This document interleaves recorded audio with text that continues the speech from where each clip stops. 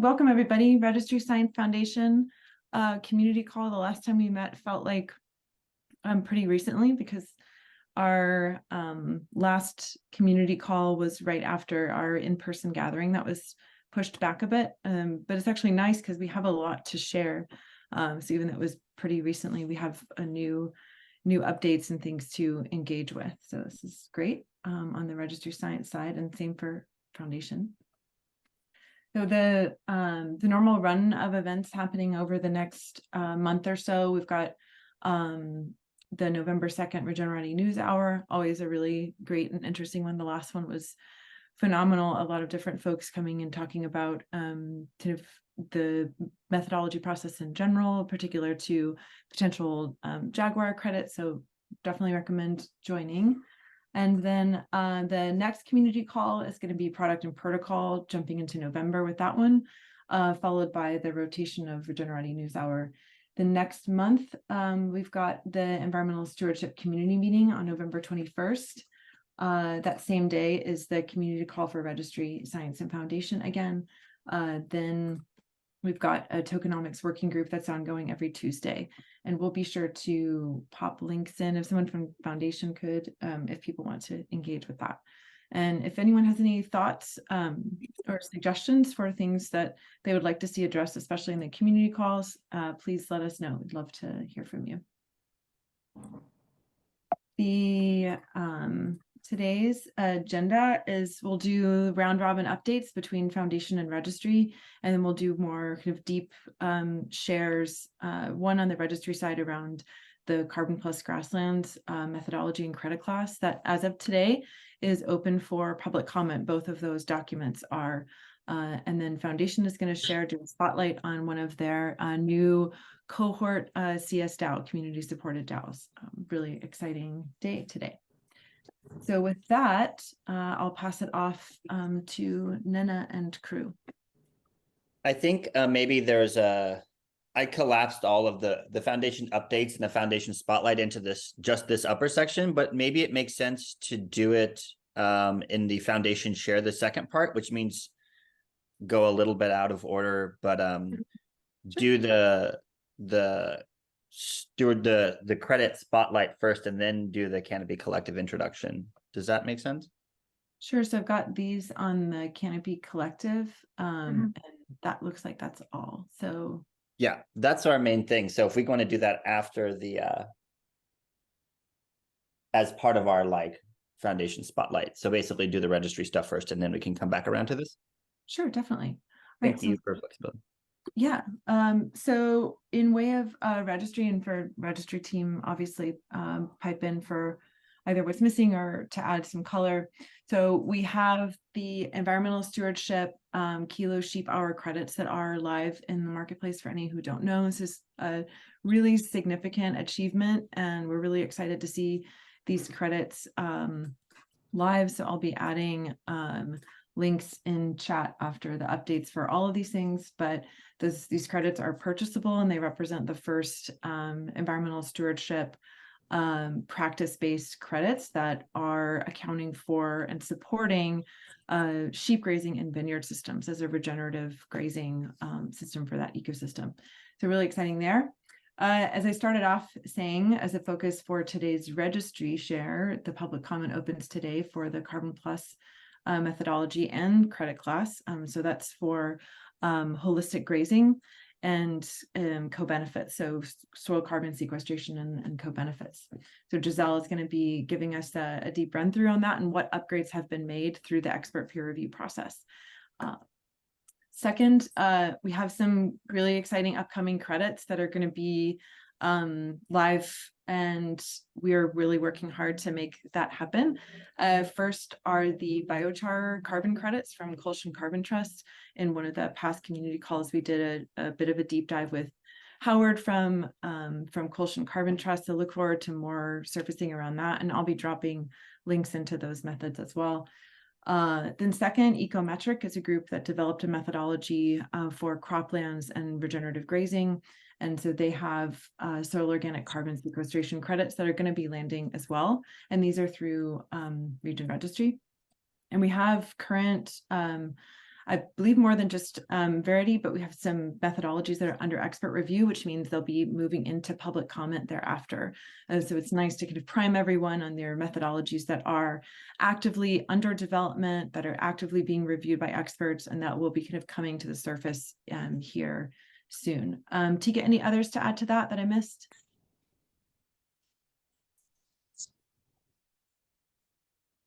Okay, well, if so, we can pop it in comments. The next registry community call, we're going to be doing a demo. Erica is going to be walking us through the design for our new website. We're super excited and grateful to be at this moment of really fine-tuning and bringing this website into being. So we want to be able to bring that to the community, and we'll hopefully be also developing in tandem a survey so we can get feedback from people who actually engage with it and see things with fresh eyes. So look forward to that the next time, but that's something that we're actively working on. And then some of the other things that we're actively working on is improving our project management, using a new platform and really getting that aligned with kind of all of our workflows. The second is really a lot of deep work on contracts, making sure that those are set up for the different steps along the way, and creating more predictability about what is needed at what time. And the third kind of general, what else we're working on is there are some two environmental stewardship focused working groups, one around smallholder farming, and then one around landscape rehydration. So again, I'll drop links into all of this, but these are kind of our registry updates. Team, if you guys have anything to add, please add to it now. Sam or Ned or Tika or Giselle. Cool. All right. Well, with that, then I'm going to back this train up. We are going to go back to foundation. So floor is yours. I did a little quick work here and added another slide. So if you don't mind hitting refresh, we'll have an actual update, and then I'll pass it over to Nandini. Yeah, so I'll just take a moment here to do a quick recap on some of the things that are happening in the past couple of weeks from the foundation end of things. We just finalized and sent out the racebook recap, which has a lot of fun stuff in it, and it sparked a lot of conversation, which we're happy about. So if you're curious to look at that, you can see it on Slack, or you can go to our Twitter and we broadcast it there. Following that, we have the cohort 2 introduction essay, which is really introducing the sort of the context, the sort of motivations and the approach for the second cohort of the community staking DAO. I know we've talked about them on different calls and we'll continue to. So we have like a more formal introduction essay coming out later this week. Regen Foundation's active in the progressive decentralization of Regen Network and talking about different DAOs that might form, which is really exciting and a very active area of development. We're also in active discussion with the group that's mostly based in Turtle Island in the Northeast, but also in British Columbia and in South America, called Indigenous Commons, which is very excited about the idea of reclaiming value along Indigenous ancestral principles of land stewardship. And they're very excited about the notion of ancestral stewardship credits and what that might look like. So we're participating in a series of workshops and potential fundraisers with them to be an independent developer of stewardship credit methodologies, which is really exciting. And then lastly, I mentioned this largely because there's friends in the network involved. There's a mutualist, a union organizer who wrote the book Mutualism, named Sarah Horowitz, who's put together a series of pods, which are sort of like focus working groups on different topics around mutualism in the commons. And we're participating in one of those pods that's led by Kia Kreutler, who's on the foundation board, as well as Zargum, head of block science. So some interesting and cool discussions happening there around future of mutualism in Web3, just more broadly. And I belatedly asked Nandini from Canopy Collective if she'd be willing to come and talk with us as an introduction. So Nandini's never been on this call before. And the group Canopy Collective is one of the new participants in the second cohort. So thank you for staying up late and for taking the time to just like come and introduce yourself. This is an informal setting, but I put your slides into the presentation, and with that, I'll hand it over to you. And Will and Nena, if you have anything else to add, please jump in.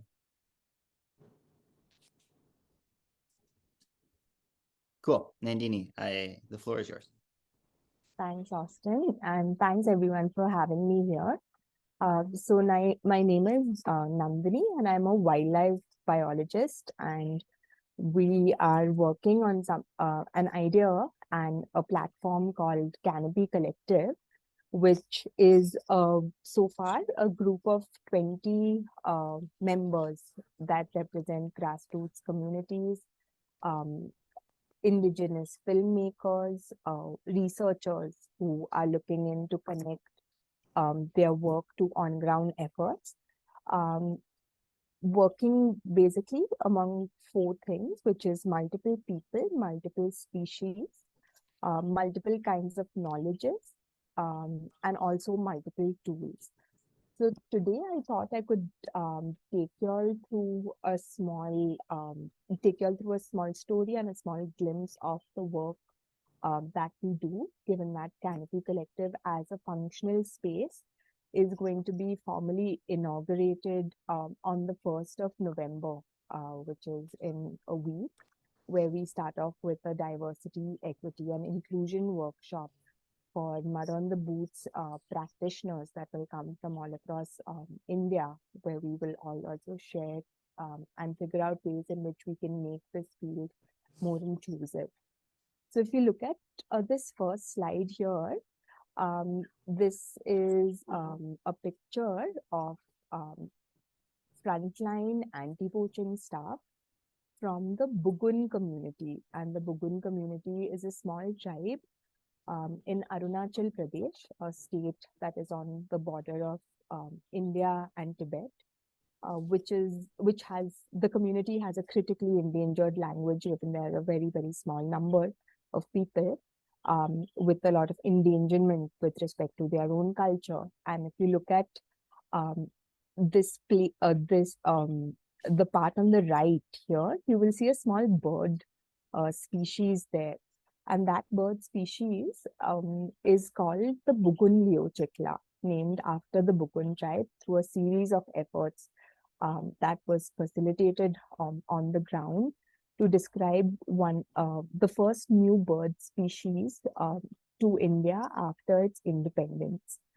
So if we go to the next slide, I will just give you all an orientation about the place that I'm talking about. So sorry for the small image here, but if you look at the world map, that is this really tiny map right up there. So what I'm talking about is like there's a little dot there in that box that is in the inset, and that is where this protected area is.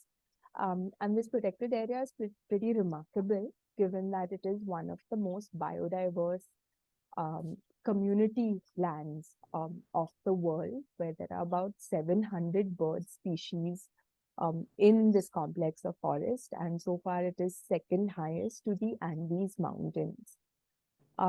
So this is Eagle Nest Wildlife Sanctuary. It has an altitudinal range that moves up pretty quickly, and it allows for a lot of diverse habitats to be packed into a small area, and hence the very high diversity. And if you go to the next slide, this is something that Canopy Collective and what we want to do sort of embodies in terms of our work, because Eagle Nest Wildlife Sanctuary, like large parts of India and also the Northeast, does not have big animals like the tigers, or it doesn't have big animals like the lion, but it has this small little 25-gram species, which is the Bugun leochikla, which has become kind of like a creative challenge for all of us about how do we think about a livelihood-based program that includes everyone, and how can the Bugun leochikla become a mascot for some of the work that we do. And the way we've done it with some Canopy Collective members, when Canopy Collective was not formalized yet, was, if you go to the next slide, through through finding ways in which the Bugunleo Chikla could reach schools, finding ways in which the Bugunleo Chikla could become the mascot, like I showed you in the first slide, and finding ways in which the story of the Bugun tribe and the bird uh, matched almost a level of endangerment, of why it was important to also preserve cultures and why it was also important to preserve this bird species. And this is an example of a nature education program that has just turned 10 years of age as of this October. And this was when we just started. And this is an example of how the Bugunleo Chikla has kind of found its way to different places. And if you go to the next slide, this is um, uh, this is actually a friend of ours who was a very young child. His name was Dorji Bachung, who comes from the Bugun tribe. And here he's doing a little play with his friends from from his school, showing what would you do if you are bitten by a snake. And children were kind of confused about what they would do, and they were a bit shy about, what were the right things versus the wrong things. And this becomes a learning opportunity to engage with some of the best practices in case you are bitten by a snake, and how to not only avoid snake bite, but also how to mitigate it in case you are bitten, and what are some of the best practices. So that is Doji taking us through his school days and being with his classmates, and doing this little play on snake bites. And move on to, if you go to the last slide, I think.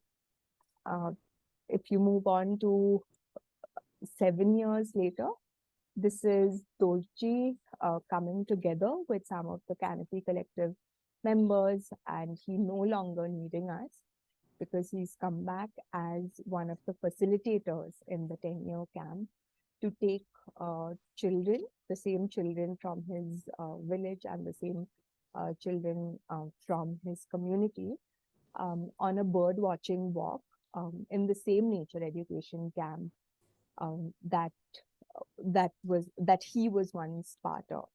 And that to me is what we want Canopy Collective to do, where we are able to have trust-based funding, and like to have a corpus where work that needs to be done is enabled in this way, and it doesn't really require a specific brief, and it doesn't require a project proposal, which doesn't meet the realities of what needs to be done on the ground. And to me, this really elicits the importance of trust-based funding. It also elicits the importance of different people coming together to ensure that there are innovative ways in which biodiversity conservation and biodiversity storytelling and multiple knowledges can be integrated into nature education and wildlife research and conservation.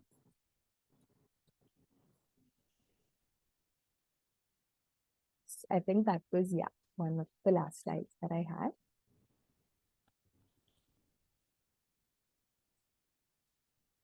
That's great. I'd be happy to take any questions. Yeah, that'd be great. Super inspiring work, Nandini. Thank you for sharing. Thank you. What connected you to Region Foundation, your work to Region Foundation? Was it Tamara? Yes. So through Canopy Connective, there was the one, and there was this. We were planning to start out, and we all wanted to get to come together. And this is kind of like a new idea that breaks away from, say, a university system of getting together, or a typical NGO saying that we'd only work with a certain cohort of people, to working with this multidisciplinary group, which includes field teams, scientists, artists, and others. I'm really struck by just how impressive it is. It takes a lot of work to work with children and to put in that time to have them understand and know and observe. But it's like you get tenfold back because they carry that through their life. They don't, not hear that sound or not look for that bird. So I'm so excited to see this work and appreciate you coming to share. Thank you. Yeah, I'll echo that gratitude. Thank you so much for just jumping right in and introducing yourself. This is awesome. I'm sure not the last time any of y'all will interact with Nandini. I think it's really exciting to see the social and the ecological mixing here in like this fundamental project that is as much a project around culture and identity and like joy and having fun as it is around maintaining the integrity of keystone species by indigenous communities and in different parts of the globe. So like that it is so intersectional, I think is precisely the kind of dialogue that we should be having, and that the kind of work that Region as a project is like here to support, because there's no such thing as blinders between just environmental conservation work and the larger community restructuring and social integrity that's happening. So thank you for your work and thanks for coming on. This is awesome. Thanks, everyone. Any other questions or thoughts anybody wants to share before we shift?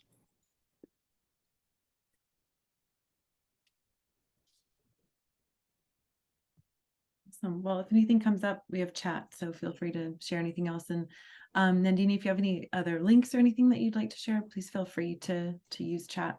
I know that there are probably a lot of us that would love to just explore everything more. Sure, I'll do that. Great. Well, with that, I'm going to pass. Actually, let me do a refresh again because I think we've got some updates. I'm going to pass to Giselle, and we're going to jump right into the world of grazing systems and carbon credits and a methodology and credit class that has particularly had history at Region. So I know all of us are excited to have this on the table and to be talking about its new life in an updated form, and really grateful just to start with for all of Giselle's work to bring this about, to shepherd this through the process, and then for the rest of the team for kind of supporting that. So Giselle, the floor is yours, and I think we're going to reserve some time at the end for some questions as well. Yes, thank you, Becca. Yeah, I'd like to start as the granny of the group, or the old lady, as I always do, with a little bit of history, because I think it's good to remind, and for the ones that are new in the space, to understand why we are so excited about this. This was like back in 2019, it was a very big effort from all the team. It was a bet. We spent a lot of energy, time, resources. We were very little startup, just kicking off. And we decided to generate this methodology, which required a lot of research because it was very innovative. It was based on data that we collected from a couple of farms in Australia. It ended up in a very big sale, which was historical. It was the biggest sale, I guess, at that moment, at least in the world, for soil organic carbon credits that we sold to Microsoft. And it allowed us to become, to wear different hats. So we were the methodology developers, we were the sellers, we were the kind of the brokers, we were wearing the hat of the monitors. We understood what the land stewards were struggling with when collecting samples, and we were deeply interacting with the agronomists doing the work in the field. So it was a very deep learning, I would say,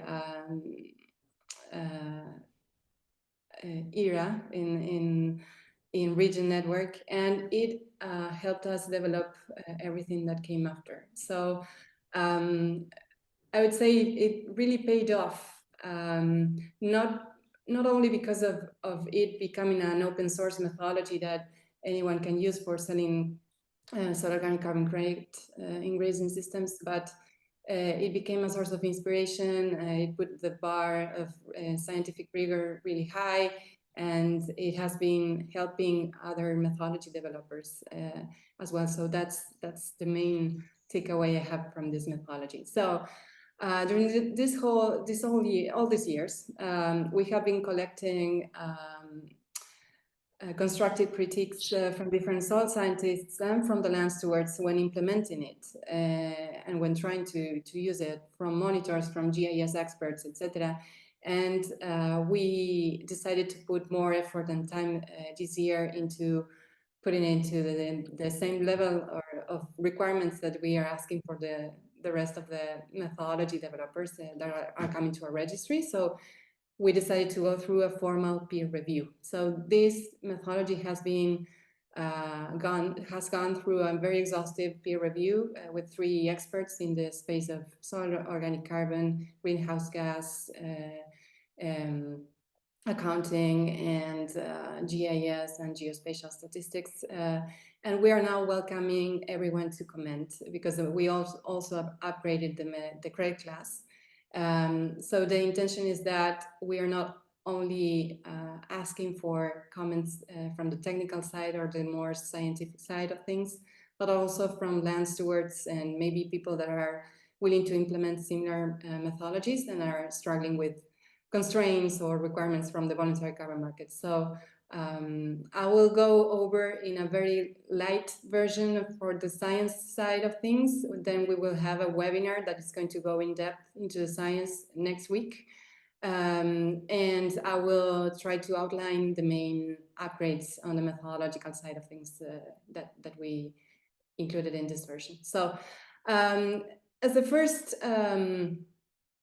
outline of how the methodology works, this is a methodology that is accounting for soil organic carbon. So the first thing that we request is to set up the project boundaries. So we require a GIS layer that shows clearly the boundaries of the property. We allow for aggregated projects to as long as they have similar conditions and they are within the similar area. They can also group so that they reduce the costs of sampling, etc.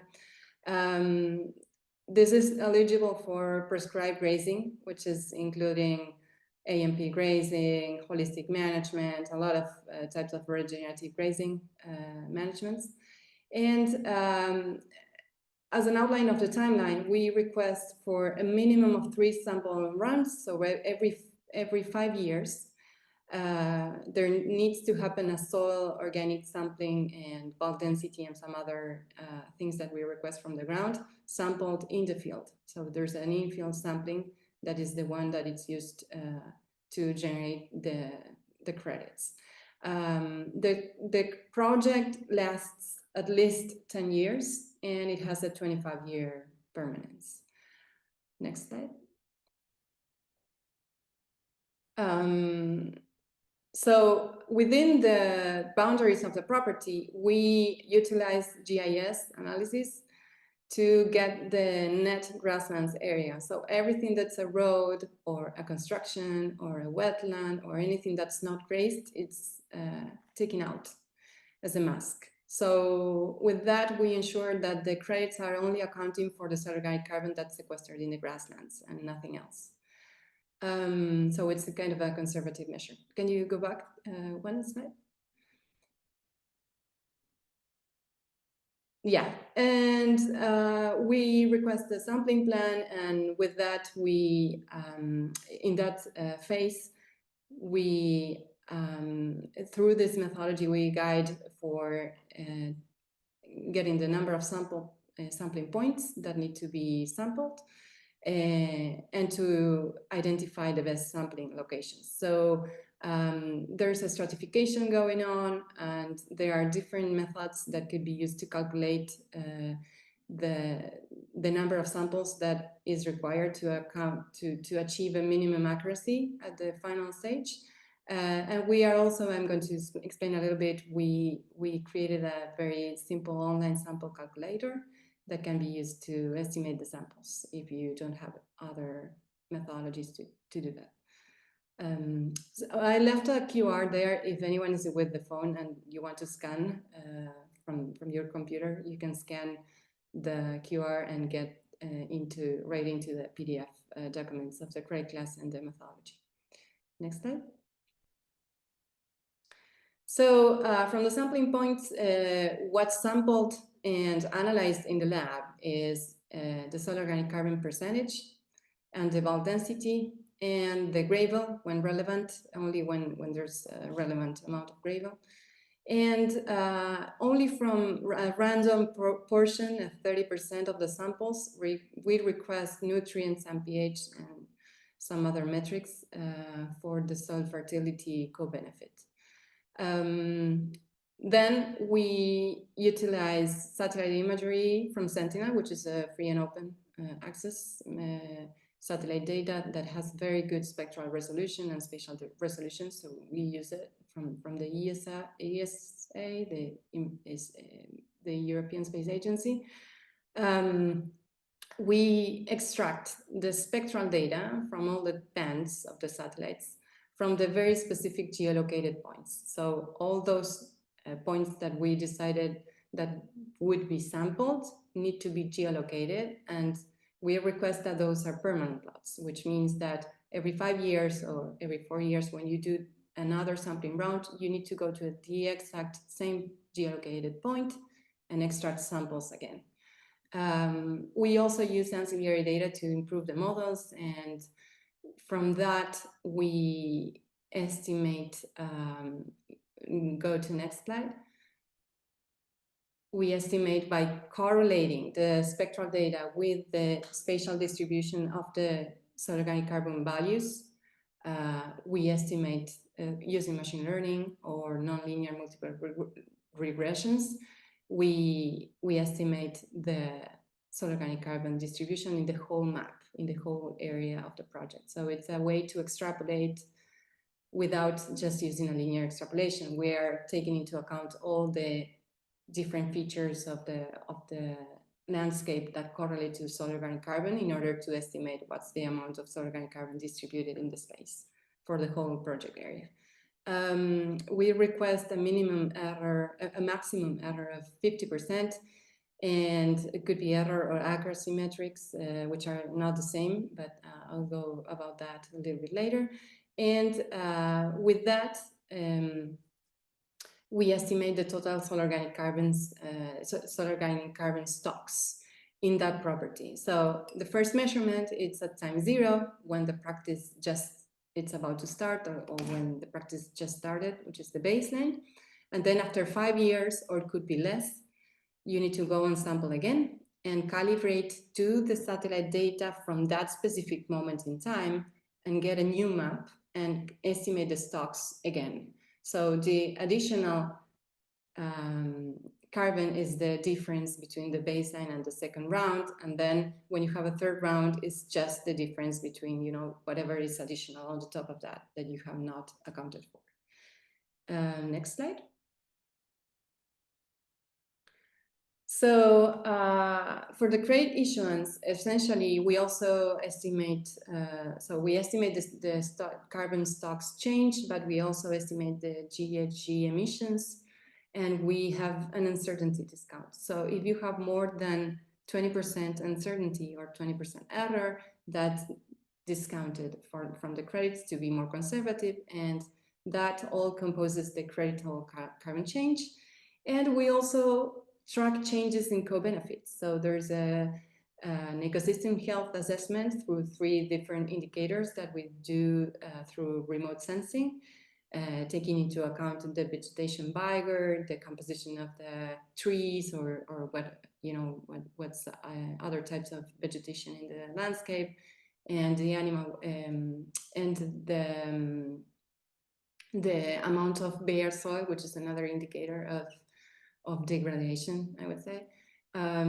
We also take into account the animal welfare as a co-benefit, and the soil fertility based on this 30% of samples that go through the analysis of nutrients. Then there's also a third-party verification that needs to happen, that's independent, separate to the monitoring. And once that's done and verified, the credits can be issued.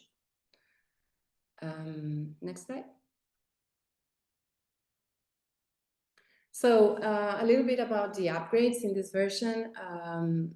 We were formally requesting for at least every 4 years to carry out a monitoring. So in order to reduce the costs, this is up to the monitor and to the project developer. Now the minimum is every 5 years, which means you in 10 years you need to at least do 3 monitoring rounds. It's a little bit less of a request, because some of the reviewers were arguing that in some cases the solar organic carbon might take more time to be sequestered. So again, you can sample every year, but it's up to the budget of the project. The sampling depth has been changed to a minimum of 30 centimeters to be compliant with the voluntary carbon markets in the space of the soil carbon. And we generated this sample size calculator, which is, it throws a conservative amount of samples for achieving a minimum accuracy of 50%. It takes into account the area of your project, the net area of grasslands. Remember, when you extract everything out, that it's not a grassland.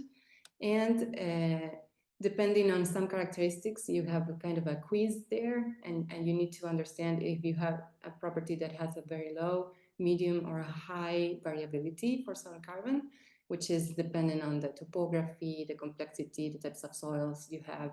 If you have many types of soils that are different, if you have wetlands in the property, all that adds up into higher complexity. And with that, you get a minimum and an optimal amount of sample size.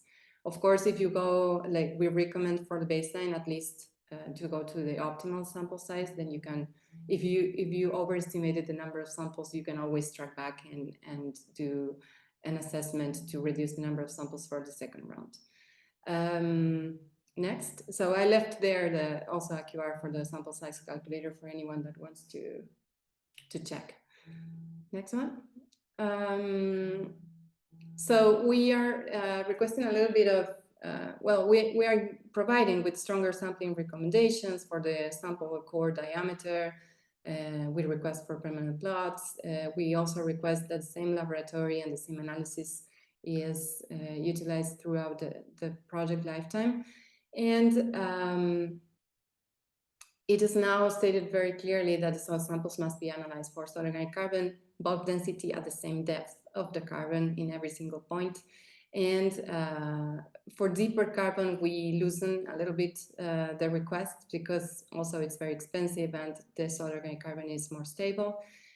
So we also allow for deeper carbon to be collected and issued as carbon credits. And well, there's a little bit of change in some language. For instance, the soil fertility co-benefit was formerly called the soil health.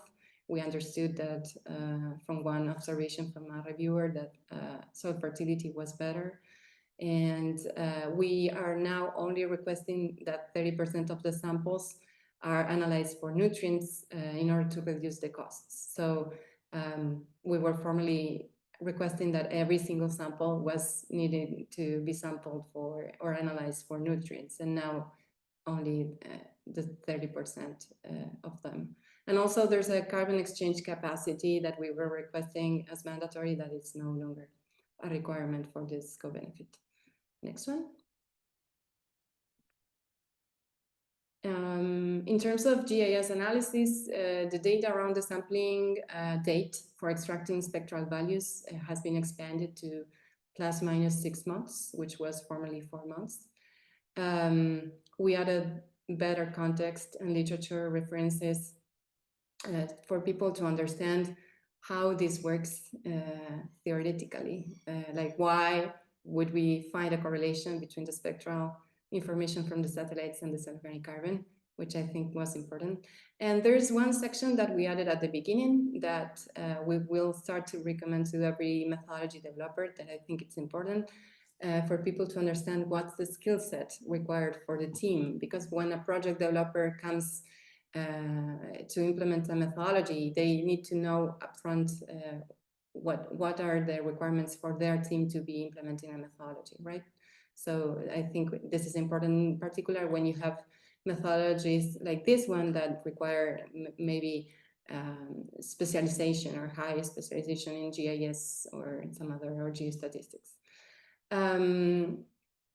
In terms of GHG emissions for estimating the methane and the fertilizers, we are requiring that now there's a tier 2 approach from the IPCC. This means that there should be some factors that are locally developed, at least at the country level, that are used instead of a very basic estimation that was the one that we were requiring before. And whenever there's a possibility to implement a tier 3, which is a very local specific developed, for instance, in Argentina, there are factors like that you could be using, that's also a preference. And we also are distinguishing now very clearly in 2 different sections, error versus uncertainty, which are oftentimes used interchangeably. And now we explain how to quantify. You need more specified or more skilled personnel to carry out the uncertainty assessment, but at the same time it might pay off because then you have that reported and for the credits sales might be important. It really will depend on the market requirement or the market demand, I would say. But as the markets are evolving, there's more and more interest in having better approaches to report uncertainty. And the error is a little bit looser, less rigorous than the uncertainty reporting. So we make that distinction and we provide with guidelines for following one or the other. Next. Well, and in terms of the approaches, in terms of the GIS analysis in general, we were formally allowing for a third option. When you didn't find any correlation with the spectral information, you would be allowed to do a simple extrapolation. And we are now requiring that instead of that, you should generate an interpolation, which is a little bit better. And the other 2 options, which are the preference, are a calibration based on the soil organic carbon percentage values, or on the satellite or on the soil organic carbon stocks. So you can estimate in each point in the landscape based on the soil organic carbon percentage and the bulk density. You can estimate the stocks for that specific point, and that's what you correlate with the spectral information. So that allows you to estimate more directly the accuracy or the error. And in terms of geostatistics, might be simpler and provide you with a smaller error. And a great addition, this is thanks to Ned, he and Sam also collaborated with this. They generated an automated version for satellite imagery processing and the full analysis. So all the pre-analysis of the imagery, the cloud cleaning, and then all the process up to have like the final estimation and the error can be done in running a Jupyter, like in Google Earth Engine. You can use a Jupyter notebook that's in GitHub. That's the QR to access it, and we will be providing with the link. And also it's included in the methodology. So that's also an option that helps to follow the methodology and make it more repeatable, which is one of our desires, of course. Next one. Okay, so we are just about 10 minutes. So I would just briefly say that we added a little bit of changes in the way we estimate the ecosystem health and, for instance, the organization factor. This is a very good upgrade we did. We are incorporating landscape metrics, so you can estimate the heterogeneity and the patch connectivity. And so this is a very kind of locally bespoke indicator that you must develop based on local benchmarks of what's the natural ecosystem looking like in your area. So if you have, let's say, a savanna in your area, how the natural savanna looks like in terms of patch connectivity for keystone species or for endangered species in your area, and based on that you develop that comparison with the project area. Next one. Yeah, so finally, today we're starting with the public comment. I really would appreciate anyone going into the high-low discussions, and I will be posting some interesting questions I got from the reviewers that I think will open up some more technical conversations. But also, I'd like everyone that's kind of in the same page with methodology development or related ecosystem, in terms of project development, to be there commenting and asking questions and giving your insights in what's struggling you in terms of the programmatic side of things. Let's say the grade class, if you have problems with the terminology for additionality, if you have suggestions on that side, there are a lot of discussions in that sense taking place right now because of all the principles from the voluntary carbon markets, etc. And I think it's a good moment for us to group and be leading the conversations and making some innovation as well.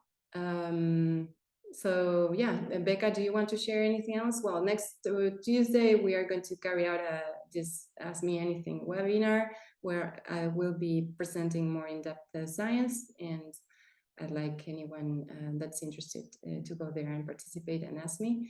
And I also generated one document with the outline of the upgrades that I think it's going to be helpful that I will be circulating in Hilo.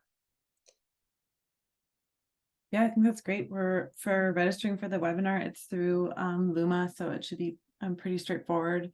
And then I'll actually pop out for anyone who wants to kind of see, like, for the public comment, you go in and you see the methodology and the credit class, like you kind of see the general description, the abstract, you see the documents to review, and then to actually submit a public comment, you do that here. And there's obviously plenty to read and dig into. And complementary to that is this group here, where we are able to kind of all engage. There's information and links out. But then if I wanted to ask Giselle, like, what are your thoughts about additionality and soil organic carbon, then I can do that, and I can tag her and I can tag the team. It's just meant to be a place that can land some of the conversation that naturally comes up around these methodologies. So if you know of anyone who's working on a carbon related methodology even, or anything like that, highly recommend it. And you can get into it right from the links that I have put in chat. So that should cover it. And what's nice is the Ask Me Anything webinar is kind of right in between that time. So if you know of folks that are interested, you can push them to that, and then they can kind of engage and learn more. And then if they want to submit a formal public comment, then they can do so.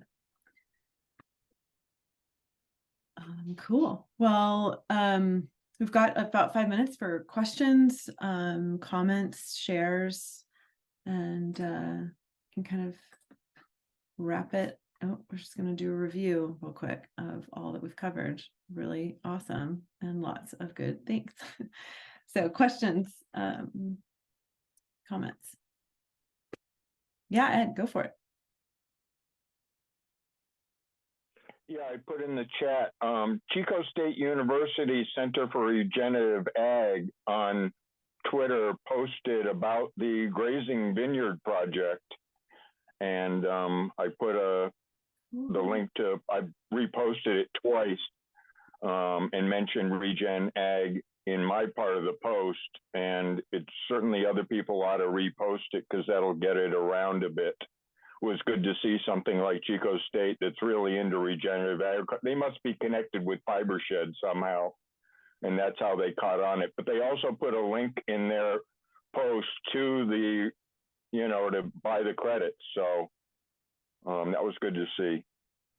That's awesome, Ed. Thanks for sharing that. And if you have other folks that you think would be interested in this, please feel free to direct them to any of these links. or to me or Giselle. I think obviously the more the merrier. And they're, great folks at Chico State. So glad to see that they're engaged. I would imagine they would enjoy engaging with CarbonPlus as well.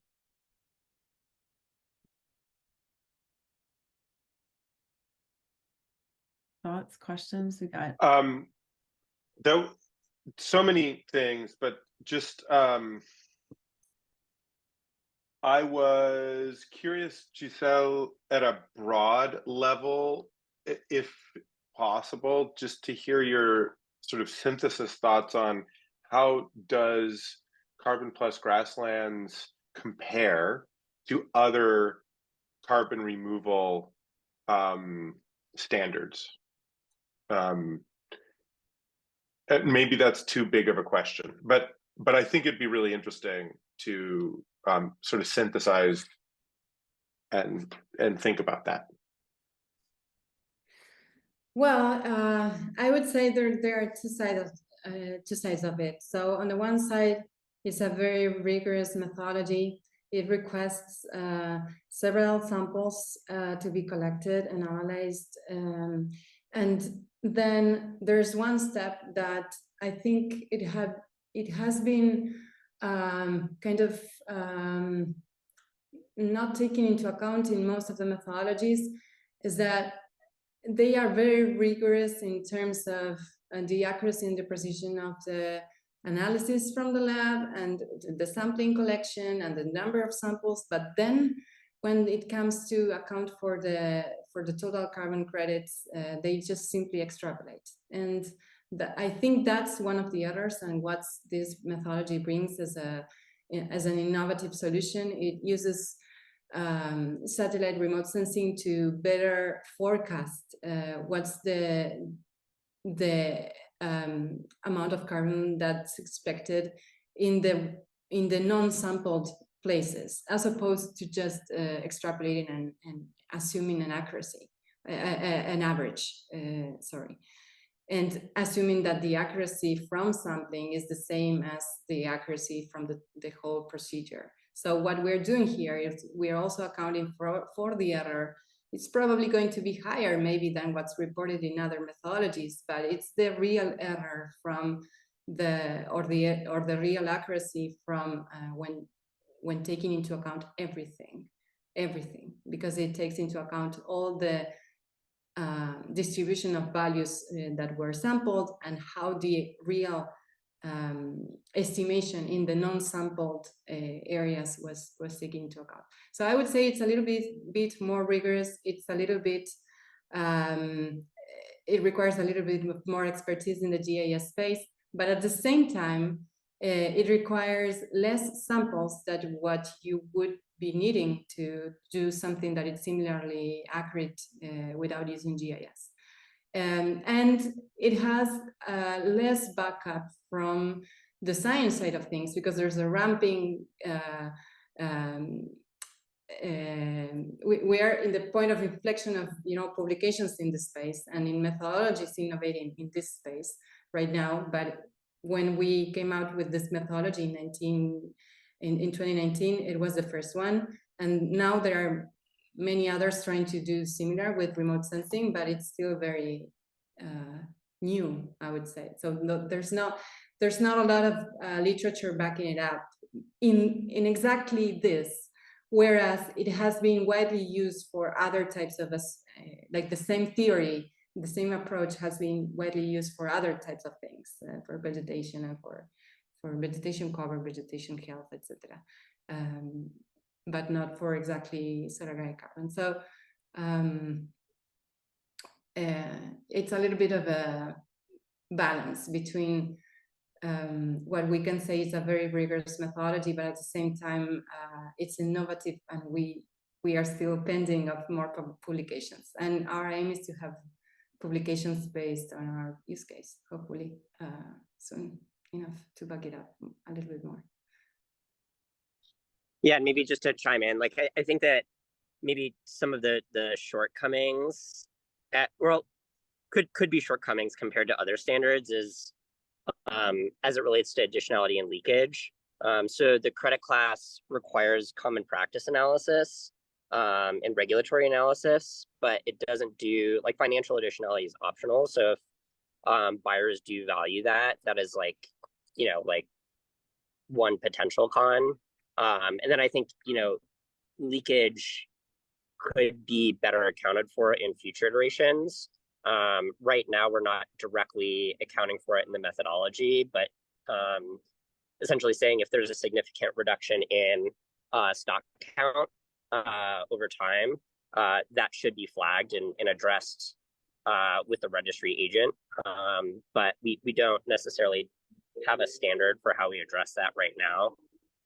So it could be a little bit stronger there, but I would say those are the only, you know, two shortcomings, and they're not necessarily huge ones because I think both are a little bit controversial.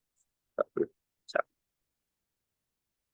yeah, for the financial additionality, we that's a decision that we made based on inclusion. So we can go over that a little bit more in the discussions, but that's on purpose. Yeah.